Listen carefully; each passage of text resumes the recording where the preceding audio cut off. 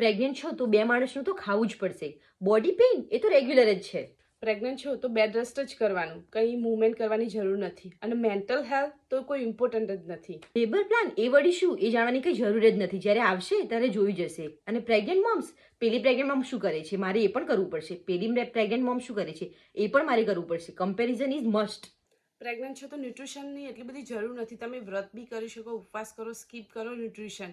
Plus slip કરવાનું, enough slip લેવાની પણ કંઈ જરૂર નથી.